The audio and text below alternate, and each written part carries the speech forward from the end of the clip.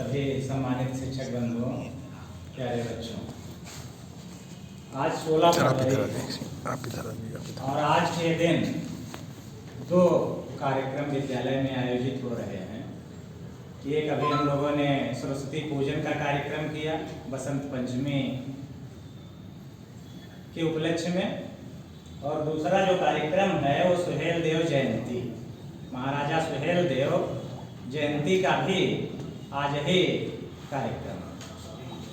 आप सभी के मन में ये लालसा होगी कि सुहेल देव कौन थे, क्योंकि ये जयंती जो मनाई जा रही है इस बार पहली बार मनाई जा रही है। तो जो राजा सुहेल देव थे वो बहराइच जो आजकल है वहाँ पर वो एरिया जो पहले श्रावस्ती एक राज्य हुआ करता था, वहाँ के राजा थे प्रसेनजीत, और प्रसेनजीत के सबसे बड़े पुत्र थे। तो ये जब राजा बने उसके बाद महमूद गजनवी जो 17 बार भारत पर आक्रमण किया और अंततः 1030 में वो मर गया, उसकी मृत्यु हो गई गजनी में ही। तो उसके बाद उसका एक भतीजा एक था अब्दुल सालार गाजी, सालार गाजी जो जिनकी अब बहराइच में मजार भी है, तो वो उनका भतीजा था।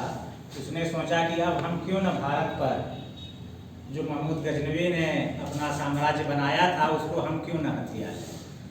इसी उद्देश्य से 16 वर्ष की आयु में ही उसने अपनी फौज लेकर के सिंधु नदी को पार किया और भारत पर, दिल्ली पर और जो आसपास के राज्य थे उन पर आक्रमण किया, और सबको जीतता हुआ वो जब बहराइच पहुंचा तो वहाँ के जो राजा उस समय के थे वो यही थे महाराजा सुहेल देव। ये बहुत छोटे राजा थे, छोटे क्षेत्र के राजा थे, लेकिन इन्होंने आसपास के राजाओं से एक गठबंधन बनाया और उस गठबंधन के द्वारा 1034 ईस्वी में 8 जून 1034 को बहराइच के आसपास जो चिंतौरा झील है वहाँ पर दोनों ओर की फौजें एकत्रित हुई।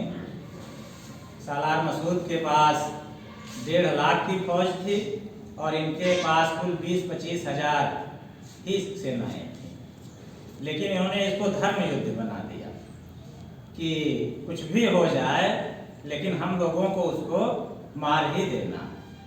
और उस युद्ध में कहते हैं कि जो 1.5 लाख फौज थी सालार मसूद की, गाजी की, उसको पूरी की पूरी तरह से समाप्त कर दिया। एक भी उसका कोई सेनानी, उसका जो मुख्य उद्देश्य था अयोध्या को लूटना, जो गाजी था उसका मुख्य उद्देश्य था अयोध्या को लूटना। तो इन्होंने ये किया कि हिंदू की जो अस्मिता है वो अयोध्या से ही है, तो हम किसी भी हाल में अयोध्या तक उसको नहीं जाने देंगे। और एक एक घर से उन्होंने लोगों को बुला करके और अपनी सेना बनाई थी, और वो गाजी वहाँ पर मारा गया, जिसकी मजार अब भी है, लोग बहुत सारे जाते भी हैं वहाँ। तो सुहेल देव वो आदमी थे, वो राजा थे जिन्होंने हिंदू धर्म की रक्षा के लिए, अपने भारतीय संस्कृति के रक्षा के लिए अपने से कई गुना बड़े सेनापति से युद्ध किया। और इसीलिए आज जब हम लोग उनके बारे में जानकारी कर रहे हैं तब ये पता चल रहा है कि ये कितनी बड़ी बात थी कि जो 1.5 लाख की फौज और जिसका एक छोटा सा साम्राज्य था उसके लिए उससे लड़ना आसान कार्य नहीं था, लेकिन उन्होंने कितना संघर्ष किया होगा।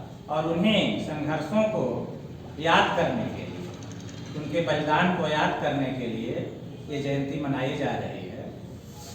तो अभी और भी लोग आपको इसके बारे में जानकारी देंगे। तो महाराजा सुहेल देव को हम लोग सख्त